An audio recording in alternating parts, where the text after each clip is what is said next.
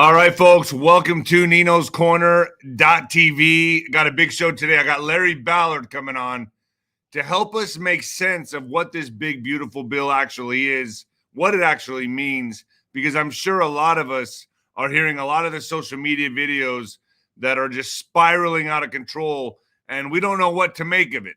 So I'm going to try to make it make sense today. We're definitely headed into a new era, a new golden age, a new system, but certain things need to be put in place before that happens. And I've always said these are operational phases.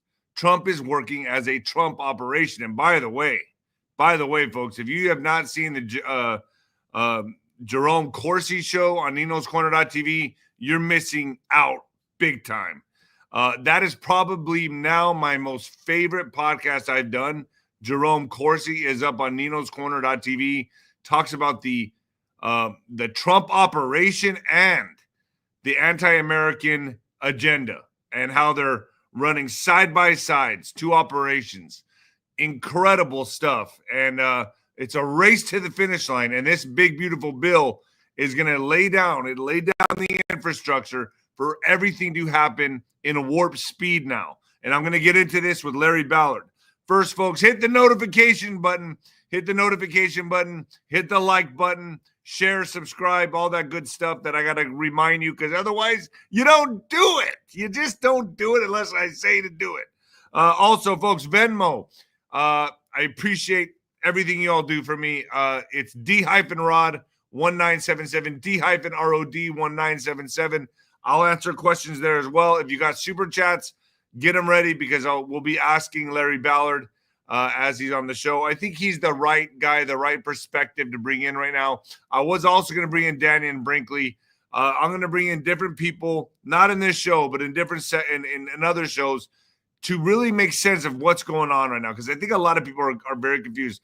One thing that I'm not for, and I'll say this right here, is if you cannot make any exceptions. If you're going to say, all right, time to deport, then deport. Be a man of your word. Be true to your word.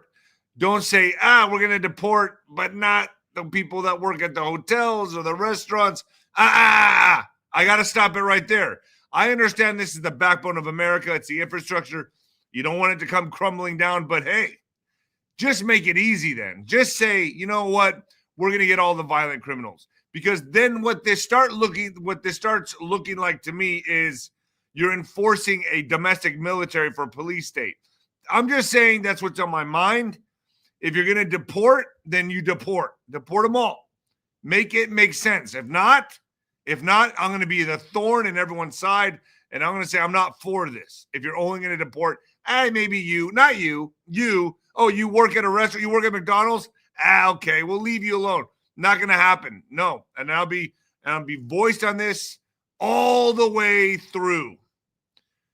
So, no exceptions, no contradictions, no hypocrisy. Either do it right or don't do it at all. That's the way I see it. So I'm going to talk about that and more with Larry Ballard. X is Nino Boxer. Folks, get your Noble Gold. I got to tell you, that's the only thing I'm investing in right now. So most investments today feel like second jobs. Real estate, you're a landlord. Stocks, you're a day trader. Crypto, you're a full-time researcher. We know that. You got to live a life. Your investments should help you live that life. That's why more Americans are choosing gold and silver. Noble Gold has helped thousands protect their future with real physical gold. You got to have that on site, on your person, in a safe, whatever.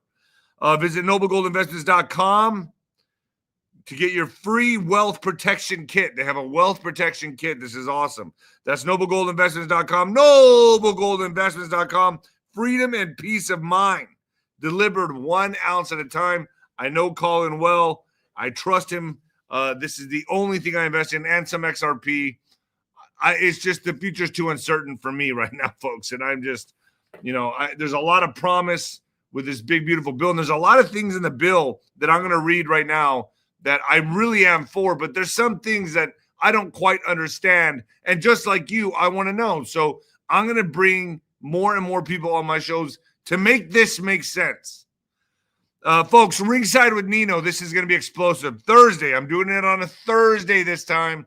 Thursday, the 10th at 5 p.m. Get to Ringside with Nino. It's only $11 a month, and we all talk together. The Black Sheep community, we get together, we war game together, we voice our opinions, and we network. So that's twice every month. It's the second Thursday and the last Thursday. This month might be a little different. I'll keep everyone updated because I'm doing 2 general tents this month. This month I'm having Colonel Towner Watkins on. That's July 24th in the general's tent. Colonel Towner Watkins talking about Operation Gladio. So we're going to do that. And then I have Juano Saban on again to talk about everything you want to know about the big, beautiful bill, everything that's happening with deportations. That's going to be July 30th or the 31st, and I have to make it run with the second Ringside with Nino. So you're going to see this ugly mug 4 times this month on Nino's Corner.tv. 2 Ringside with Ninos and 2 general tents. Yeah, I'm doing it. I'm going to go ahead and do it this month. Also, PatriotWear.com. Bingo, baby. Yeah. PatriotWear got shirts, shorts, whatever your little heart desires. Nino Boxer. If you want to hear what I have to say, what's constantly on my mind, the crazy shit that I like to put out there, go to X, Nino Boxer on X. And folks, Nino's Corner.tv, fire. Juano Saban's up there right now. I got Jerome Corsi up there right now. You don't want to miss this one. The best, probably one of the best podcasts I've ever done. I'd say top 2, at least, probably number 1. Talking about the Trump operation and the anti-American agenda. Epic show. Also, I have Gene Decode coming back on and Jim Willie. Folks, this is going to be an epic week. Whew, I got a lot going on. I got a lot coming on for you. And you might want to turn it down or turn it up. And yes, I'm in the hotel again, so it's about to get loud. Don't let the maids come knocking, baby. Oh, yeah. Here we go. All right, folks, here we go. Coming at you live from the apocalypse, folks. Oh, baby. Yeah. All right. What is in this big, beautiful bill? Well, there's a lot of stuff that is very confusing. And there's a lot of limits and caps on things such as tips. So I'm going to go through just a few of them. This is the largest tax cut in history for middle and working class Americans. Bigger paychecks of $10,000 more in annual take home per families. No tax on tips, but there's a limit on that. I heard it's $25,000. After that, you get taxed. We'll find out more about that. No tax on overtime. I've also heard there's a limit on that. No tax on Social Security. No tax on Made in America auto loans. Protects 2 million family farms, 2 million family farms from punitive double taxation. Permanent increases to the child tax credit supporting over 40 million families. A vote against this bill is a vote for the largest tax increase in history. Rescinds billions in Green New Scam funding. So now we know this basically was the this was the dagger in the heart to the Green New Deal. If there's another way to really understand this, this is the dagger in the heart to the Green New Scam, the Green New Deal. That's done. And no wonder Elon was so against this because this really hurts electronic vehicles. But hey, if you want an EV vehicle, an electronic vehicle, you can still get one.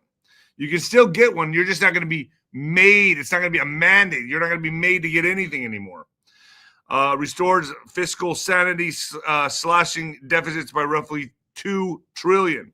Eliminates waste, fraud, and abuse from bloated federal programs. Permanently secures our borders. Deports at least 1 million illegal immigrants a year. So they're on track to deport 1 million a year, unless, from what I understand, now this is if. I haven't heard he's done this yet, but he's thinking about it. If you work at McDonald's or a restaurant or a hotel, yeah, you get to stay. Really? So Juanito, Jose, and Lupita just go work at McDonald's? I don't know, folks. I don't know how I feel about that. But that's not certain. There's just talks about that right now. That is not certain. He's entertaining the idea, from my understanding. makes the largest investment in border security in a generation, providing nearly $150 billion to secure our border and deport illegal immigrants. Finishes phase 2 of the border wall, and let me tell you, folks, they've been taking forever on that. I'm on the border, and I'll tell you that, yeah, they're finally finishing it up. I mean, it looks like they're doing some work, but now they're finally going to get it all done. Shifts the cost of adjudication in the immigration system from the American taxpayer to immigrants. Hires 10,000 new ICE agents, 5,000 customs officers, and 3,000 Border Patrol agents. Funds the Golden Dome missiles defense system to confront 21st century attacks and threats. Delivers the largest Coast Guard upgrade since World War II. This will help in stopping fentanyl and criminal cartels by sea. Now, this is important to me because the cartels control the sea, and the fentanyl that's coming in are coming in even by what? Submarine. So you do need to have a great Coast Guard. And fentanyl, folks, let me tell you this right now. If you have kids, grandkids, it's killing at least 100,000 or more a year of our youth. Think about that for a second. I have friends that give me the most reliable information that own rehabilitation clinics, recovery clinics, and they tell me, Dave, the numbers are off the charts. We have kids that come in and they never come back because they pass away. And some kids think they're getting a Xanax, an Adderall, or whatever, get it laced with something, even smoking a joint. You can die now. It's a battlefield out there in the party scene, and a lot of kids are dying. This is the truth. This is what the number one threat in my mind is: open borders, human trafficking, and fentanyl. Fentanyl needs to be off the street completely, folks. Modernizes our military to ensure it has the resources to be a ready lethal fighting force after 4 years of weakness by the Biden administration, ends Biden's war on American energy and drives down energy costs, unleashes domestic oil, gas, and nuclear power, restoring energy independence. So this is all amazing stuff. This is all absolutely amazing stuff. And folks, I forgot to say, my 2 books that I like to promote when I'm on here is When the Lights Go Out. And see if Alex, there it is right there. When the Lights Go Out. Yeah, I didn't forget. When the Lights Go Out. And then my mama's book, The Mexican Mix, which you can get both these books on Amazon. And just leave an honest review. That's all I ask. And folks, we are going to cut the feed from Facebook and X today in just a moment before I bring Larry on. So please help me help you. Get over to YouTube and get loud in the chat. All you got to do is move your thumb if you're on your phone. If you're on the TV, use the remote, go to YouTube and finish watching the show there. This is going to be one you don't want to miss. You don't want to miss. Also, do yourself a favor for July 4th to go watch the Jerome Corsi podcast. It's the most epic podcast I've ever done or ever watched. It makes you really understand what the Trump operation is, the anti-American agenda. This guy is one of the old dogs, OGs in the business. He's coming back on to Nino'sCorner.tv this month for a second segment, and he's going to be a general in the general's tent in August. This is going to be epic. Jerome Corsi, a general in the general's tent for August. You can ask him whatever question you want to ask. All right, folks. The next phase of this operation is complete from my understanding. The pieces on the chessboard are ready to go. Why? Because now they get to do more mass deportations. And you know what else is coming? Russiagate's going to bust wide open, and so is the 2020 you know what. And you know what that means? It means things are going to be in order. Preparations are coming in order. And I know a lot of you say, oh, yeah, we've heard that before. Yeah. I'm telling you, folks, it's coming. It's coming. Arrests are coming. I'm one of the only ones saying that. But you know what, folks? I've been over the target probably 90-something% of the time. The only thing I've missed here and there is a date, a season. I said the civil unrest was coming. It came. Yeah. It didn't come in October, but it sure came in June, didn't it? And more to come. They're going to try that again. So there's still going to be more of this. We're in the fight. We're in the trenches still. But this big, beautiful bill really put us over the hump. We're fighting from the high ground now. So Many things have happened in just a short period of time since Trump has been in office. The big one is threats have been neutralized, like the civil unrest, the no kings. It's all been neutralized. And now Iran, that's been neutralized. That's very, very, very important. The big, beautiful bill now lays the groundwork for the proper infrastructure put in place to move forward with mass deportations and you know what else? Clickety clink, clickety clink. Mass arrests.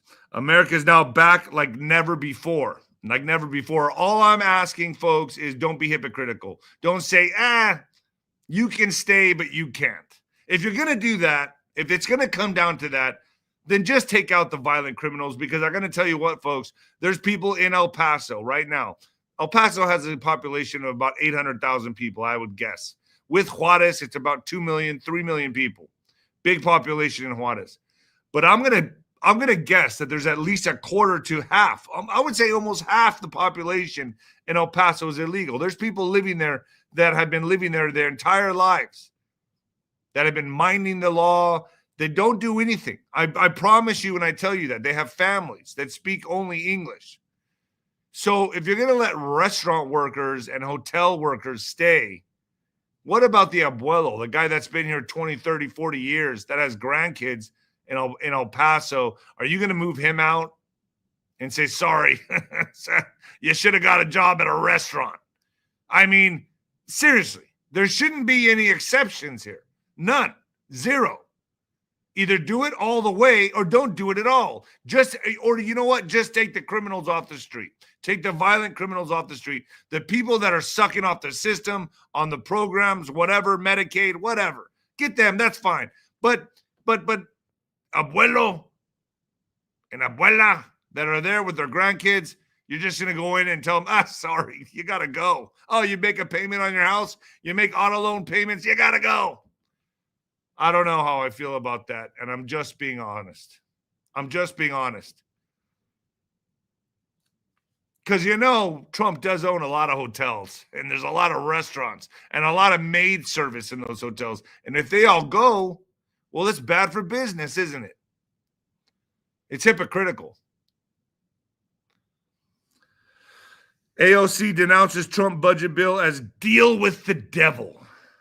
In a fiery speech, Representative Alexander Ocasio-Cortez, or the low IQ of about 65 or 70, denounced President Trump's big, beautiful bill as a scam and a deal with the devil in a fiery speech Wednesday on the House floor. As a sprawling bill inches towards passage, this was then, obviously we know it passed, AOC accused Trump of lying about the measure that cuts Medicaid and food stamps. She doesn't know any better. It's pretty sad for the poor, while slashing taxes on tips and providing big breaks for the wealthy and large corporations. I'm going to tell you this right now. In El Paso, you go to any hospital, and it's packed to the gills with illegals. You got good insurance? It doesn't matter. You're going to be sitting there for hours upon hours because illegals are there with Medicaid, and they're just sitting in the hospitals having babies. Plus they have pneumonia. Plus they have the pneumonia. I'm telling you, folks, I see it all the time. I'm on the border. I know what's going on. If anyone knows, it's me. Hospitals have been a nightmare. So they're trying to say, he's going after Americans. He's going after Medicaid. No, he's going after people that are draining the system, that are sucking the system dry, which happen to be illegal immigrants. Got to fix that first, and Larry's going to come on to explain that even more. So poll finds that 40% of voters say they are likely to support Elon Musk's American Party if he decides to launch it, according to Quantas Insights. The poll comes as Musk has threatened to launch his own political party over recent disagreements with the Republican Party. But hold on. This dude's not even American, right? I mean, he's not. Weren't they threatening to deport his ass? You're gonna make a new party? Look, I love the idea. I love the concept. But what are you trying to say here? I don't know. It's time for a new political party that actually cares about the American people, he recently said on X. In border news, which this segment is really all about border news, Mexican boxer Julio Cesar Chavez Jr., folks, arrested by ICE days after fighting Jake Paul. Now, this was a huge symbolic arrest. If you know anything about Julio Cesar Chavez, Julio Cesar Chavez is like the icon of Mexico. He is a god in Mexico. Boxers are looked at as royalty in Mexico. When you take someone down like Julio Cesar Chavez Jr. and deport them, that's a huge sign. It's a huge signal to Mexico saying nobody's safe. So, famed Mexican boxer and criminal illegal immigrant Julio Cesar Chavez was arrested by Immigration and Customs Enforcement on Wednesday, just 4 days after fighting Jake Paul, which was a joke. He only threw 13 to 19 punches the entire fight. So, Jake Paul's fights are staged. Like I said, he should be the champion of the world boxing entertainment. He's making a mockery and a joke out of the sport. A joke. As you can see, I'm very adamant about that. The Department of Homeland Security, DHS, announced the arrest on Thursday, noting Chavez was being processed for expedited removal from the United States. Chavez was arrested in Los Angeles in January 2024 and later convicted of possession of an assault weapon and manufacturing and importing a short-barreled rifle, according to the statement. He had prior U.S. criminal conviction for driving under the influence of alcohol in 2012. He also has an active arrest in Mexico for alleged involvement with the Sinaloa cartel. So is he looking at time for this? I don't know. Folks, this is a lot of people are not taking this serious. I'm going to tell you this right now. There's a lot of people in El Paso that are just sitting on their loins going, whatever, we're going to wait this out. Trump will be gone in just a few years. They're not taking this serious. I know for a fact. But they're going to have to. And if you don't self-deport, from my understanding, you'll never be able to come back here again. So in other words, you get caught, you're not coming back ever again. And you might be in a holding facility for who knows how long. Your life will turn out to be a complete nightmare. The GOP budget bill would make ICE largest federal law enforcement agency in the history of the nation. In the history of the nation. Much of the discussion around Trump's budget bill has focused on the massive cuts to Medicaid, the tax giveaways to the rich, and the impact of the national debt to the tune of $3 trillion. Meanwhile, Vice President Vance, who cast a tie-breaking vote, was focused elsewhere on immigration. He wrote on social media, quote, everything else, the CBO score, the proper baseline, the minutia of the Medicaid policy is immaterial compared to the ICE money and immigration enforcement provisions, unquote. The bill provides a whopping $170 billion to transform immigration enforcement and detention. This includes $45 billion for new detention jails. That's 265% increase. Damn, more than the current ICE detention budget and more than the budget of the federal prison system. ICE enforcement budget would increase by $30 billion, a threefold increase. And there's some $46 billion of border walls and more. American Immigration Council calls the bill, quote, the largest investment in detention and deportation in U.S. history. So are we effectively becoming a surveillance police state? Folks, I told you I'm going to watch all this stuff. When the pendulum swings left, we got to watch how far right it's going to swing. But I'm going to bring Larry Ballard on in just a moment to talk about this new system that he sees coming in just a moment. U.S. citizens seek $1 million after arrest, detention for recording immigrant raids. So the Mexican American Legal Defense and Educational Fund, I didn't even know there was such a thing, said Wednesday they are preparing to initiate a $1 million lawsuit on behalf of the U.S. citizens detained in Los Angeles after recording a raid at the local Home Depot store. The civil rights organization filed a claim against Immigration and Customs Enforcement, ICE, U.S. Customs and Border Patrol, and Department of Homeland Security, DHS, regarding the treatment of Joel Garcia, 37, a PhD student and photographer. So they're suing They're suing for $1 million for mistreatment. Maldev said immigration officers threw Garcia on the ground, then knelt on his back and neck as they handcuffed him for recording and raid and advising a commercial truck driver be questioned not to exit his vehicle or answer questions from law enforcement. They got all this on tape, and they're trying to make a lawsuit out of this. They're going to sue for $1 million. Folks, this is about to get ugly. Believe me, this is going to be ugly, and it's coming to a neighborhood near you. These people are going to be running for their lives. They're going to be running for the border like the Taco Bell commercial. Border factories are laying off thousands. El Paso, Texas economists at the University of Texas at El Paso report that El Paso and Las Cruces, New Mexico generated 7,200 new jobs during the first 4 months of 2025 thanks to its strong services industry. But across the border of Juarez, Mexico, maquiladores laid off thousands, contributing to a 10,500 job loss during this period, according to the latest Paso del Norte economic indicator review published by UTEP's Hunt Institute for Global Development. It is the 19th consecutive month that Juarez, where U.S.-run manufacturing plants employ 261,000 and fuel economic activity in El Paso trucking, warehouse, and logistic companies, has lost jobs. Another 10,000 people could be out of jobs south of the border in the next month, as several manufacturers have announced relocation plans. And where would they be relocating? My guess is America. So what's the complaint?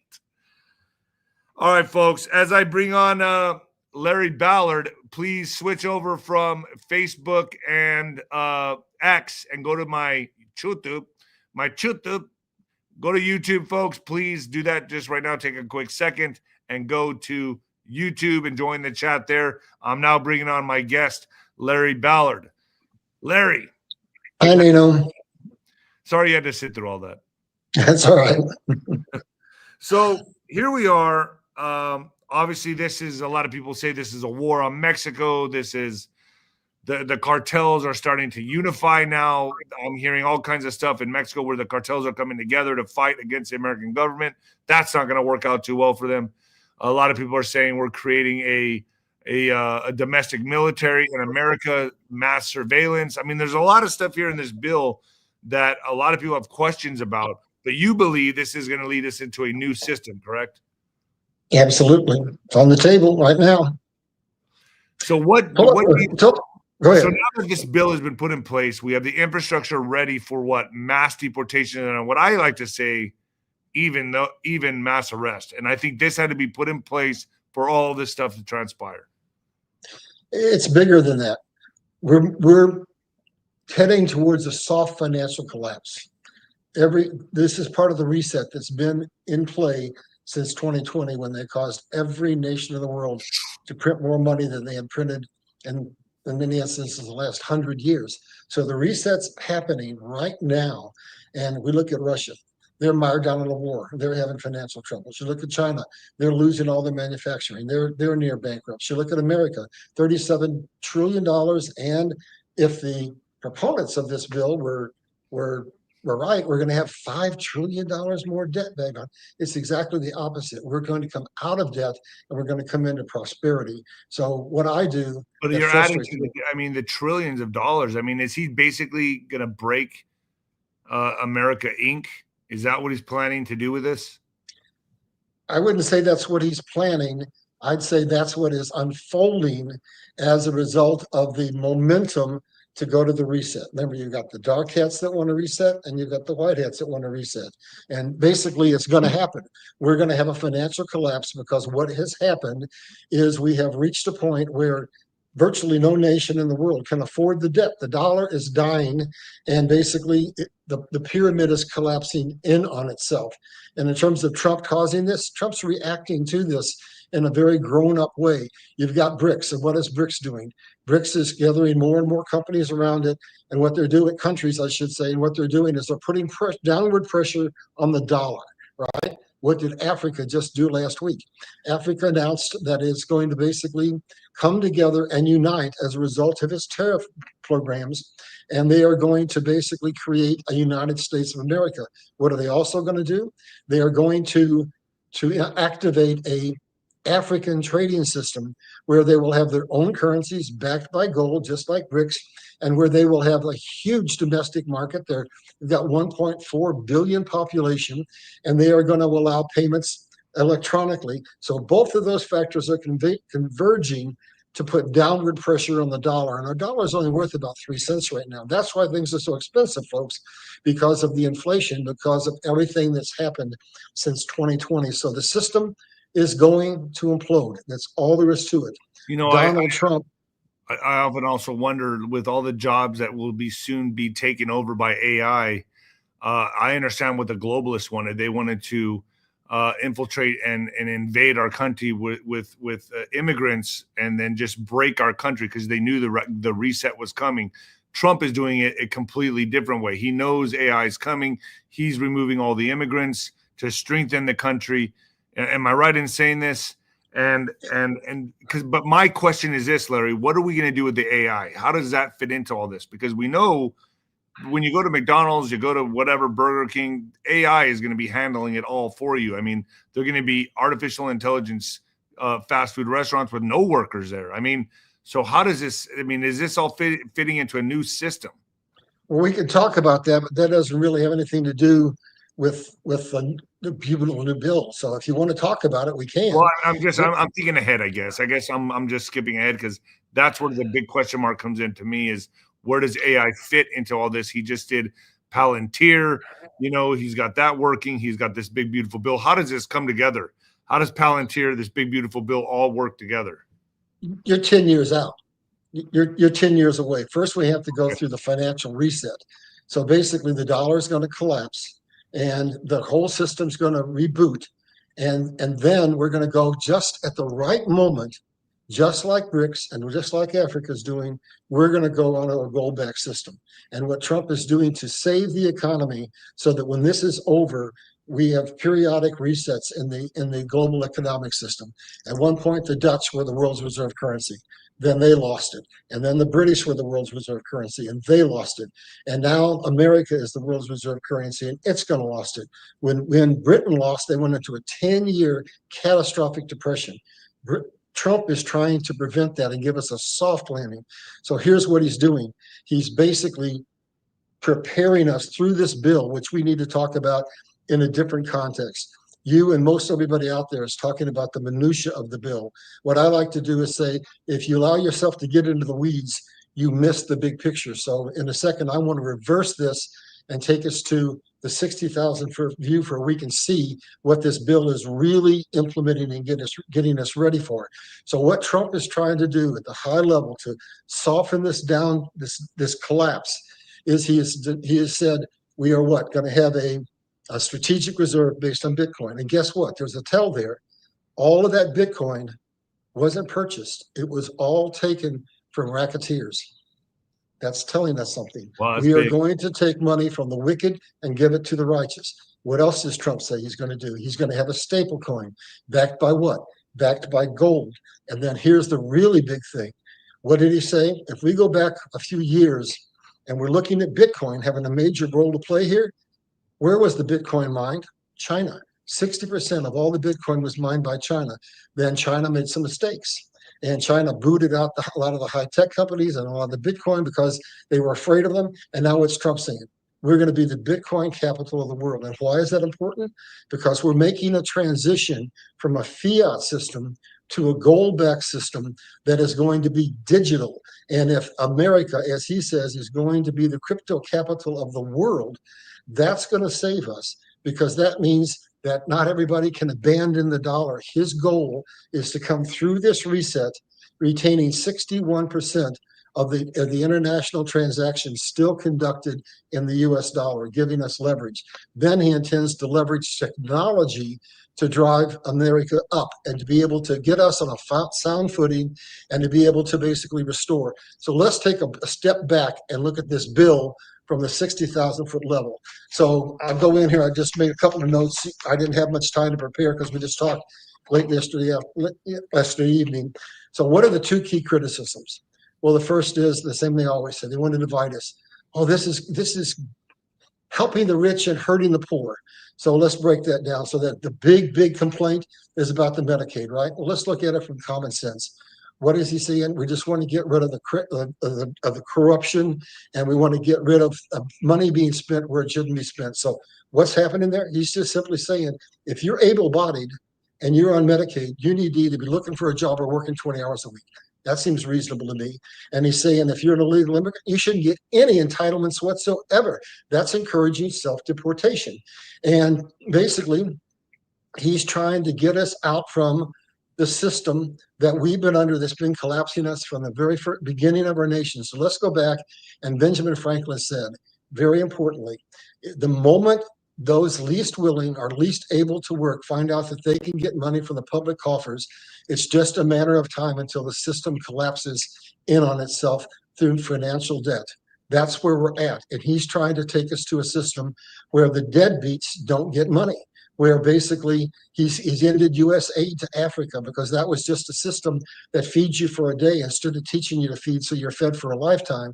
So he's going to a new system. So that's one of the complaints they have. They're just beating this thing up with it. What's the next one? It's liable to add $5 trillion over a term of time to the national debt, right? Well, hey, guess what? Every president we've had since Carter has added massive numbers of trillions of dollars, but he's doing something different. He's doing something to prepare us for that new economy. So let's break down some of the things that he said. And I'm a pretty simple guy, but I can do basic math. So if we've got a $5 trillion possible increase in our national debt, let's weigh that against a few things that are happening thanks to Trump. So we've brought in, you ready? $10 trillion in investments for factories. That just washes that argument away completely, right? Completely. And then something you were talking about. So the $93 trillion estimated cost of the new Green Deal. Wait a minute. We're so many light years ahead now, it isn't funny. 93 trillion. Why? What are they finding? That green energy isn't efficient. They put those solar towers out there, those solar panels, and they put those wind towers. And with the big storms we're having, they tear them up and they're going into landfills right and left. So what's he doing? Energy is a key component of a stable economy.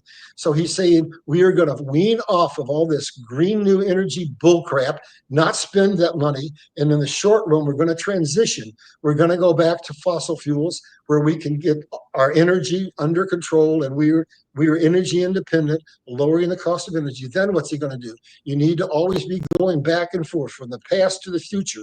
So we got the Chevron bill that he got passed in his first term. And what's that do? It frees up some 6,000 patents that are almost all related to energy.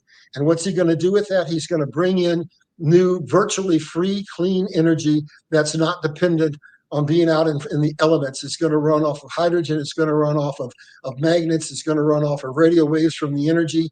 And what's that going to do? Let's give you an example. So my son's in logistics.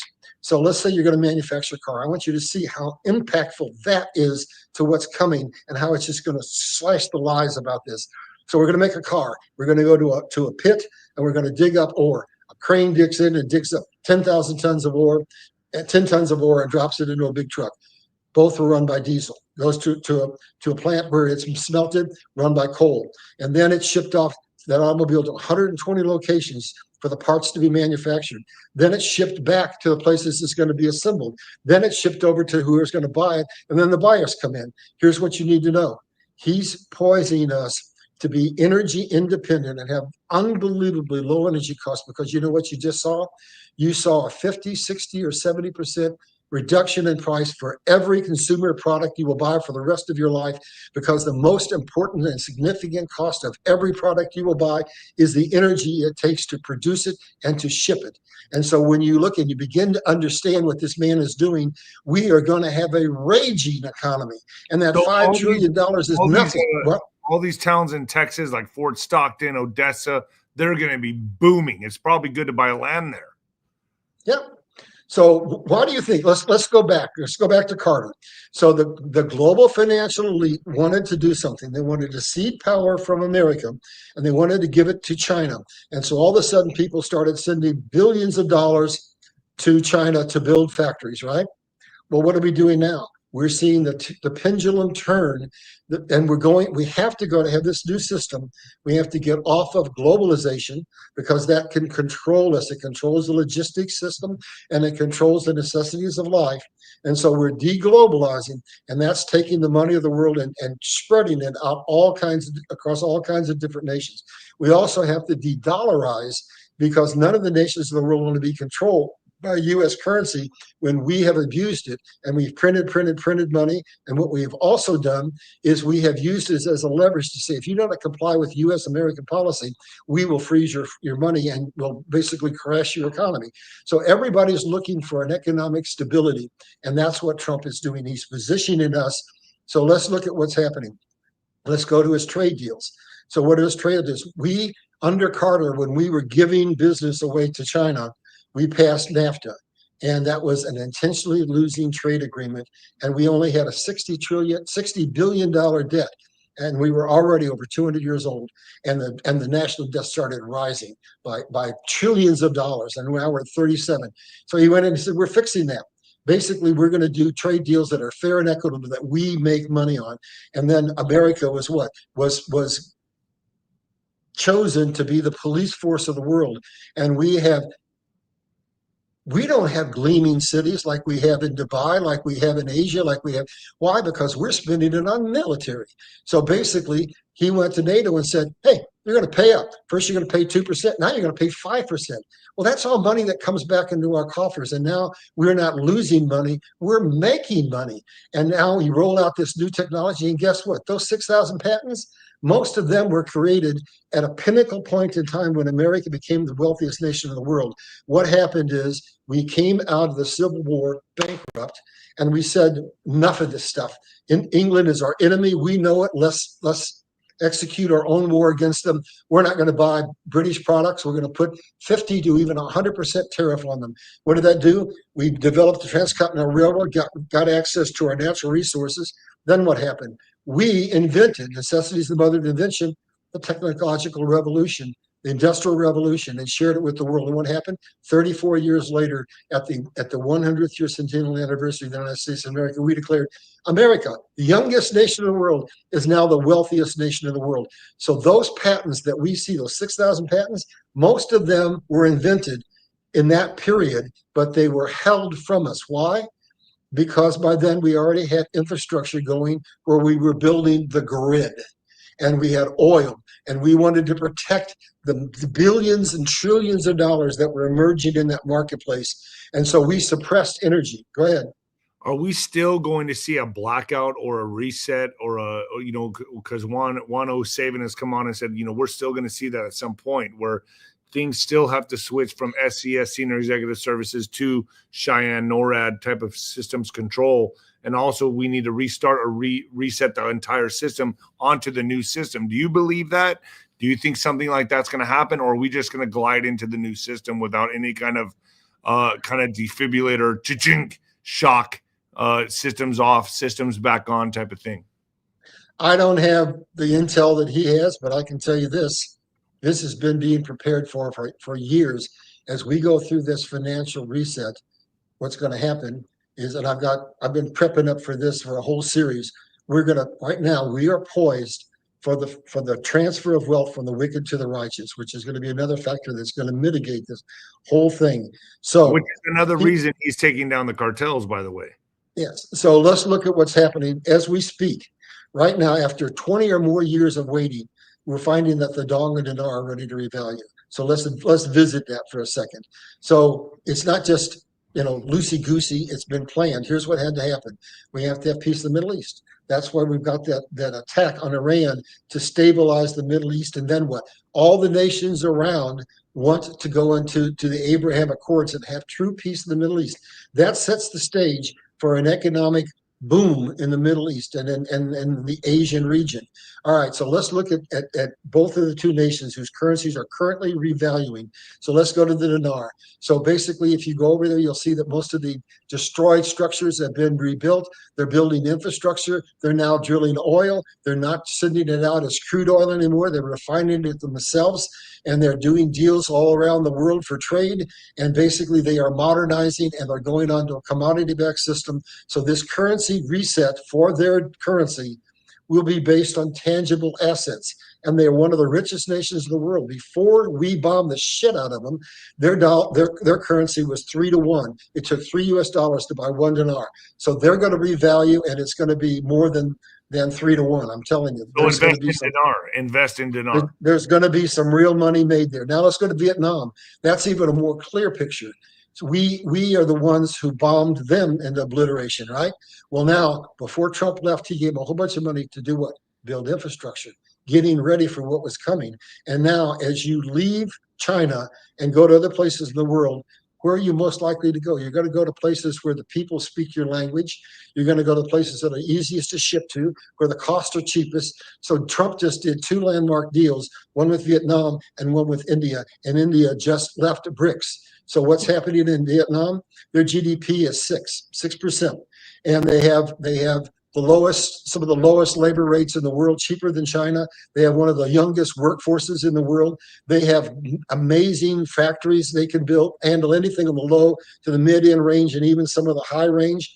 And so they are a nation poised and ready to go to do what? To go onto the 4X and participate. So here's what happens. Go ahead. What's going to happen ultimately with the BRICS nations? The BRICS nations are going to leverage themselves, and what they're doing is they're forcing the de-dollarization portion of this reset. We're taking the control away from China by spreading the factories out all over the world. We're taking the control away from any one nation with currencies by going to a digital system, and by basically having BRICS and having what Africa is doing, saying, America, is your day as the sole reserve currency is over. You will be a dominant reserve currency only. So this is going to a digital system, cashless system? Are we ultimately going into a cashless system? No one's there'll be cash for old people like me, but basically we're going to be running on a digital system, and that's where XRP comes in. XRP is poised to also trigger. So right now, let's go back to the currency so we can follow that train of thought. So now those currencies, they have not been listed on the 4X. So what we're really doing is, you always have to tie in history.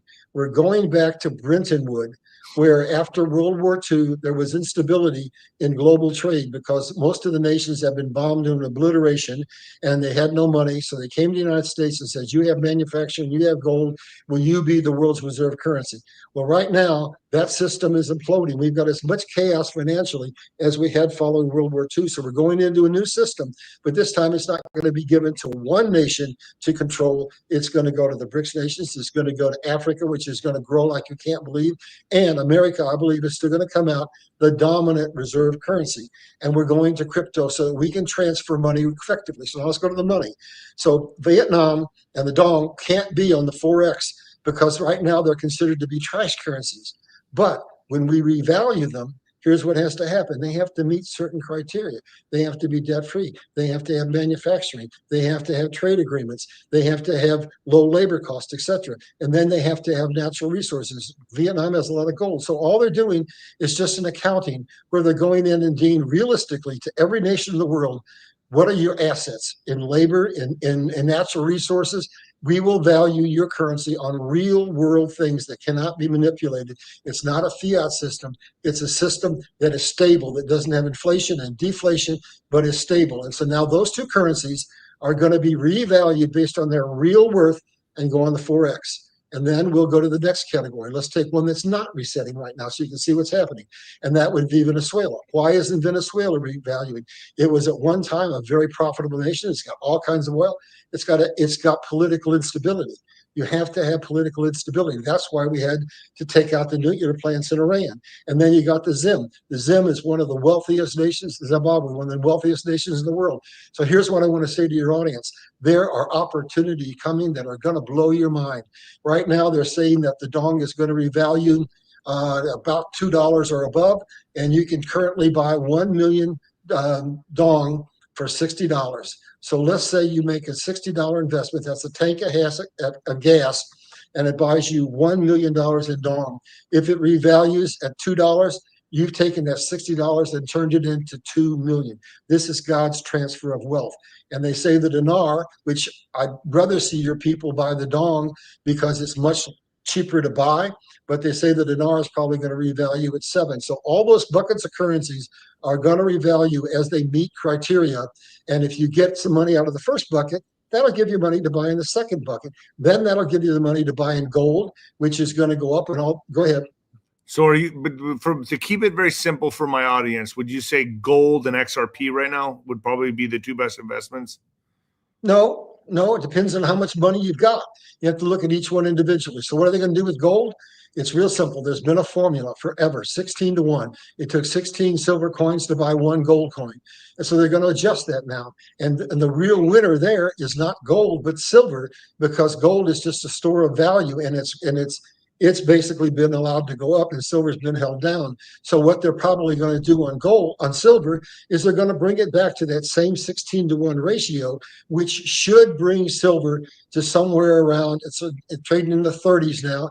It should be somewhere between $120 and $200 an ounce. So that's what's going to happen with silver. And then you go to XRP, and if we have time, I want to play that little 2-minute clip that I've got at the end. And basically the cryptocurrencies are ready to explode. And I'm just going to tell your audience. Let's finish this on ninoscorner.tv. I don't want to play anything. I might get, because there's copyright rules and regulations on YouTube, but we'll finish this on ninoscorner.tv. Is that okay with you, Larry? Well, that, or I can just tell you what the video says. Yeah, do that. All right. So let's go on down with the XRP. So basically, they want you to be distracted. They want you to not understand what's going on. So what's happening in XRP? Everybody said, oh, the crypto market's going. Look at where Bitcoin's going and everything. I know. And, that XRP thing you've been talking about, it's just sitting there flatter and flat. And, they can't get rid of that lawsuit and yada, yada. Whenever the moneyed people want to take over an asset, they depress it. So they depress gold, they depress silver, they depress the crypto market. So what's happened? In 1968, when I had my near-death experience, God showed me all of this. And 4 years ago, I was complaining I didn't have seed to put in the ground for the wealth transfer. He came to me at my appointed time, 5 o'clock in the morning, and said, find out what XRP is. It's going to be the new world's reserve currency.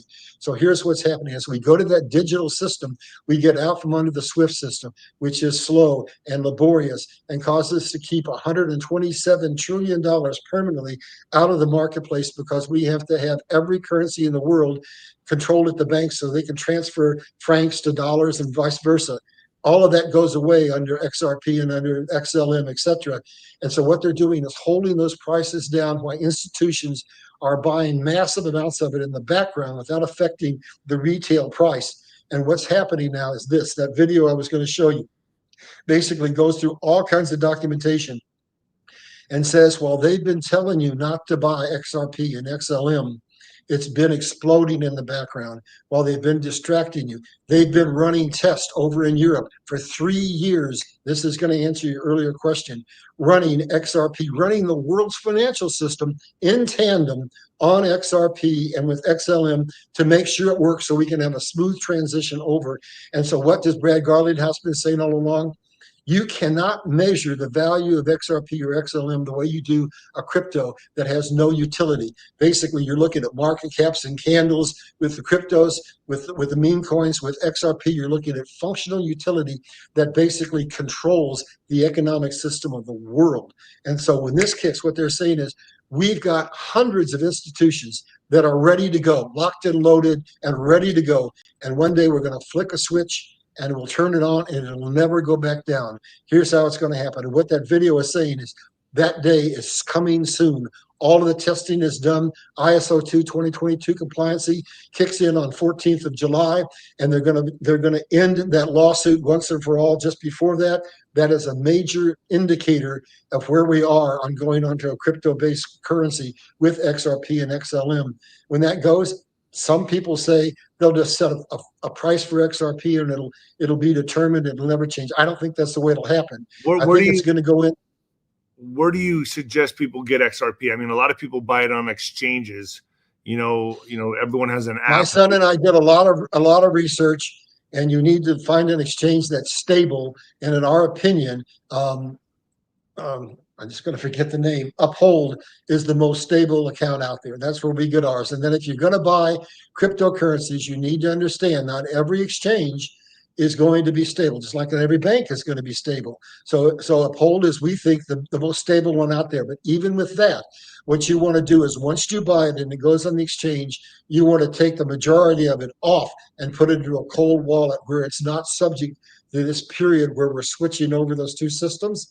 And then you leave a little bit on the exchange for volatility that might say there's a buying opportunity out here, because you can't get your money, you can't get your crypto off of that cold wallet fast enough to take advantage of a fast moving market. So you leave a little bit on the exchange so that you can take advantage of changes, but you pull most of it off to protect yourself. So the bottom line is the whole system is changing. And what Donald Trump is doing is he's laying a foundation for the future for massive, massive growth. So all of what they're saying, the $5 trillion, we've offset that so many times it isn't funny. And what do you got to do if you're going to have a new system? He says America is going to be great, greater than ever. So what do you have to have? There are key fundamentals. You got to have infrastructure. He's building infrastructure. You got to have a strong military to protect you. He's building our military. You've got to have something you were talking about, a border that protects you. That takes away, that's huge in terms of cost, because we are funding these people to come here. Once they get here, we're giving them massive entitlements. We're clogging our hospitals up. So all we have to do to address what you were saying on the immigration issue is I address things in a way usually that's different than other people. I don't address it from the moment of the problem. I address it from the moment of the inception of the problem. So if we have our old system, here's what happened. We go back to the old system. You wanted to come to America? You've got to apply, and you've got to show that you can come here and not be a burden to society, that you are able to take care of yourself, not be on welfare, not be on any dependency from the government, and then you can come in, right? Because you're a benefit. That's in every country. I mean, if you go to Dubai, I mean, you can't be a burden on society. In fact, I think when you're 60 to 65 years old, I think that's when you got to start looking for a new place. I mean, they're very strict on who they let into that country. In fact, I've heard you have to have at least 5 million in your bank account to even go there and apply. Have you heard this? No, I haven't followed that. So, but no, and let's go back in American history, because there's always a foreshadow. So in 1964, we had built all of our infrastructure, and America's factories were built. And what did we do? We said we have to cut the number of people coming into our borders, even legally. And so we had no legal immigration in the United States for 24 years, because we said these people are coming in and they're poor, and they're draining our economy. They're on welfare. They don't have good health, etc. So look at what we've done now. So we have to get these people out. So how do we do it? I don't think it's the way you were looking at it. I think we do it by going back to our original rules. No chain immigration. Just because you came here doesn't mean your relatives can come here, and we have to end the birth program where you get on a visa, you fly over here on a vacation, and you drop a baby and you get to stay. So that has to go away. And then what do we do with the people that are here? I think it's very simple. If they're going to have alligator, whatever it's called, basically put those people in there and say, hey, if you don't want to stay here, you can be out of here in 24 hours. Just agree to get on a plane and self-deport and go back home. But the real answer to fixing that is to get control of the judges, so that the judges can't delay these people from being deported, so that they're gone. So we want to make incentives for them to leave on their own. It's very simple. They can't have a driver's license. They can't have a job. They can't have entitlements. They can't send their kids to a school. They can't send their kids to a hospital. And all of a sudden, they're gone. So that's why we handle most of that. And then let's look at the most important thing you were talking about. And that is, it would be an absolute travesty to send people home that we allowed to come in because of defects in our laws that have been here 10, 15, 20 years. Their kids are born here. The kids have never set foot on the countries they came from. So it's real simple. If I want to go travel around the United States or overseas, I have to have a driver's license, an identification that has a star, right? All we'd have to do is just say, you come in, if you've been here over a certain number of years and you've never been involved in any serious legalities of any kind, and you paid your taxes and been a good citizen, you come in and register, and we'll give you a new driver's license with some symbol on it. And if you ever stop, you just show that, and you're not subject to deportation. So we should never go back in and chat and threaten these people that we let stay here that have worked in our McDonald's and our hotels and our whatever. What we want to target are the people who came in specifically over the 4 years of the Biden administration. Close the border, close the drug trafficking, close the fentanyl, close the human trafficking, get all that burden of cost out of our system, send those people home, and then basically America has a chance. This is also going to be a huge stop in human trafficking. People need to understand the human trafficking is going to come to a halt. And that's the number one thing coming over the border, folks, is human trafficking people. So, Larry, I appreciate you coming on. Let's go take this to ninoscorner.tv. There's his book, Liberty Crusade, LarryBallard.com. Folks, get over there, support the man. He's a great guest. We can go into this in more detail on ninoscorner.tv later today, Larry. Okay, sure. So are we getting off for now or just switching to a different I'm going to go get some breakfast. So okay. I appreciate you coming on. Do you want to stick around for What the Fuck News? For what? For What the Fuck News. I got some What the Fuck News here. So, folks, What the Fuck News. I don't know if this has been debunked, but I found it pretty funny. Texas man and I think it's been debunked. But it was funny. I saw the guy's mugshot, and I thought, why not? I'm going to read it for What the Fuck News. Texas man admits kidnapping 79 people to anally probe them while disguised as an alien. A man who was arrested by the FBI yesterday has confessed to kidnapping and sexually assaulting several dozen people while using costumes, drugs, and special effects to have his victims believe they have been abducted by aliens. The 79-year-old Arnold White was arrested after a joint investigation led by the Federal Bureau of Investigation, the El Paso Sheriff's Office, and the El Paso Police Department. Originally interrogated about 4 crimes committed in the region in the 1990s, the retired trucker confessed a total of 79 kidnappings across California, Nevada, New Mexico, and Texas over a period of 40 years.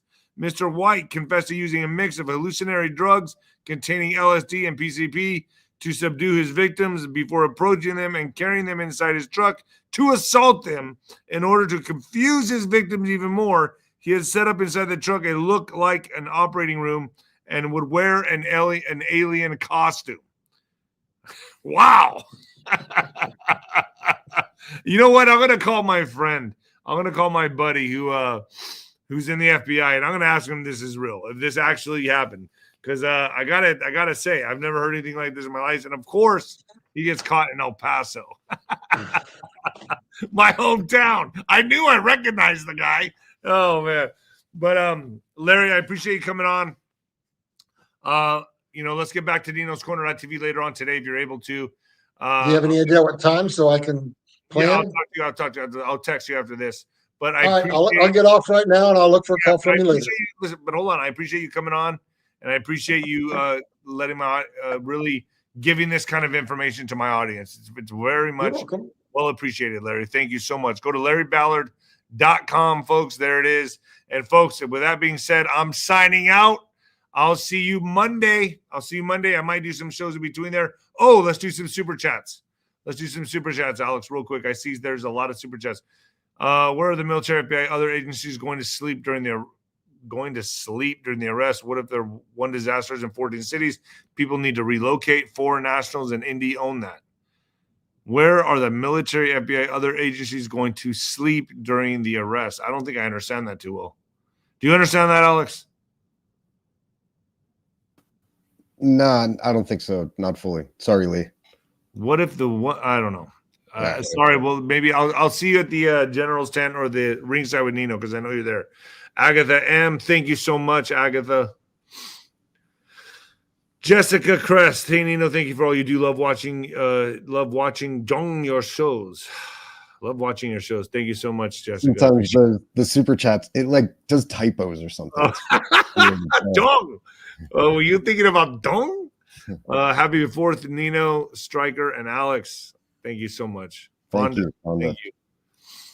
Norman Lee Smith, thank you, Nino, for the update and analysis. Thank you. I hope you guys enjoyed the guest. I really do. I try to bring the best guests on that can really articulate what's going on, and I feel Larry is one of them. Gives us a different look into it.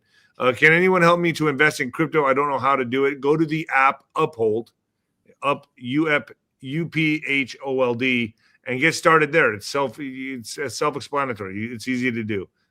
That's the app I use. Mary Gabriel, people have asked what will happen to money if our bank accounts here in the U.S. when the final reset occurs. Will we lose that? I've heard you don't. It'll just transfer over.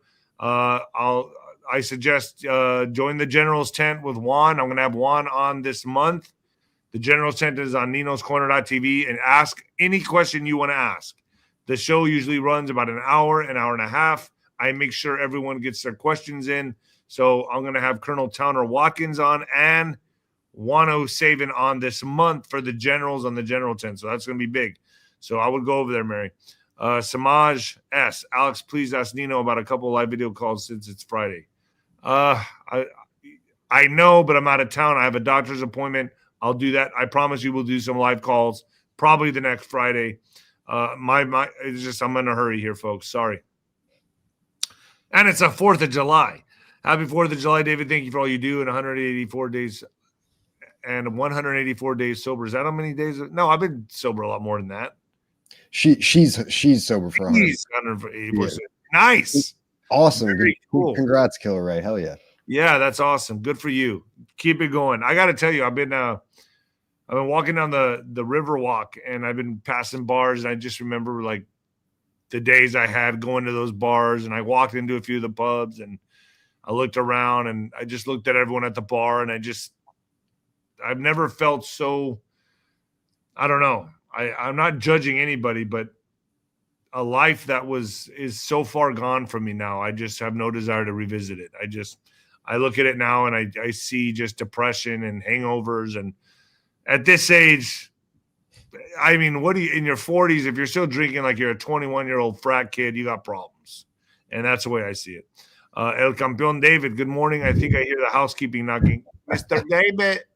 David, ¿quieres toallas, Mr. David?